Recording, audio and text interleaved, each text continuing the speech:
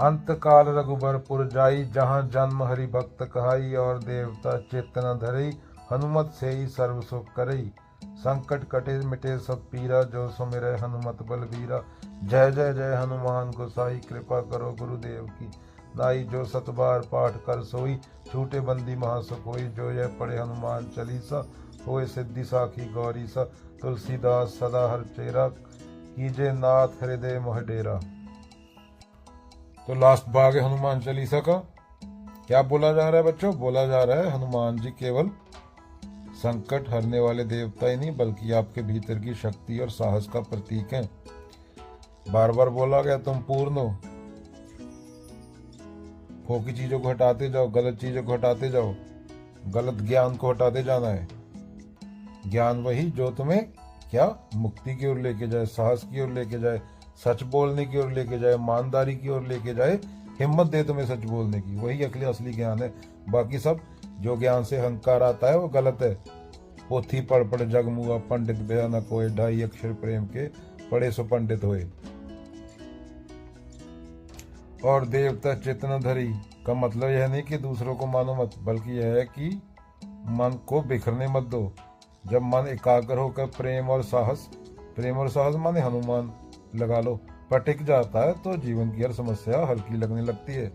दूर ही नहीं रहेगा अहंकार खत्म होने के बाद। तो करता नहीं हो तो कर्म फल भी नहीं है। जब तक कर्ता बने हुए तुम, तब तक तुम्हें फल मिल रहा था। और फल तुम्हें कोई फ्यूचर में स्वर्ग नरक में नहीं मिलेगा। जो तुम अभी कर रहे हो उसका फल उसी टाइम मिल गया। गलत काम कर रहे हो तुम, गलत इंसान हो गए। सही काम कर रहे हो तो तुम सही इंसान हो गए। इसलिए कबीर जी बोलते संगत कीजिए साधु की। बच्चों, हनुमान चालीसा केवल पाठ नहीं, बल्कि विश्वास और साहस का अभ्यास है।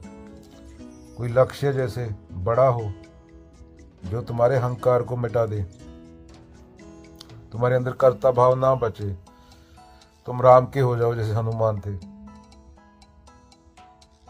तो ये मतलब है, जब हम हनुमान जी का स्मरण करते हैं तो हमें याद दिलाता है कि सत्य हमारे साथ है।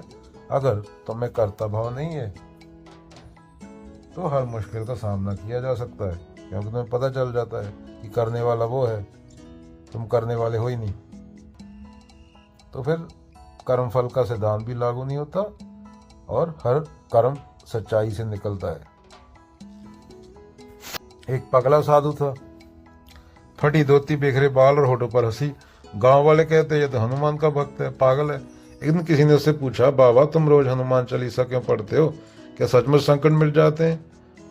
तो वह साधु हंसा और बोला, अरे मूर्ख, संकट मिटे ना मिटे, मुझे तो बस इतना मजा आता है कि मैं जय हनुमान कहता हूँ।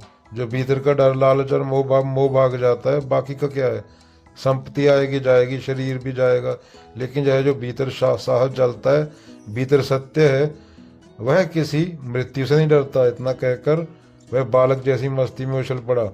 गली में खेलते बच्चों के साथ जय बजरंग बली चलाने लगा। गांव वाले चकित रह गए। उन्हें समझ आया कि असली संकट बाहर का नहीं, भीतर का है। और वही डर हनुमान भाव से, टोटल सरेंडर से, भक्ति से, ज्ञान से जल जाता है। हनुमान चालीसा का केवल जप मत करो, यह भीतर की आग है जो डर और मोह और अटैचमेंट को राख बना देती है। असली संकट मोचन यही है, खुद को जानना, साहस से जिंदगी जीना, सच्चाई सच बोलना हमेशा, कोई भी सामने हो परवाह मत करना, और राम माने सत्य के होकर रहना। मुर्दे को राम नाम सत्य नहीं बोला जाता, तो मिट्टी को बोलते रहते हो राम नाम सत्य। जिंदा आदमी को सत्य की जरूरत होती है ताकि वो उसकी सफरिंग खत्म हो, जब वो खुद को जान ले। तो असली संकट मोचन यही है, यहाँ डरना बचे, वही सच्चाई है, वही सच्चा सुख है, वही जिंदगी है। वरना लाशें हैं जैसे खार लोहार की, सांस लेत बिन प्राण कबीरा।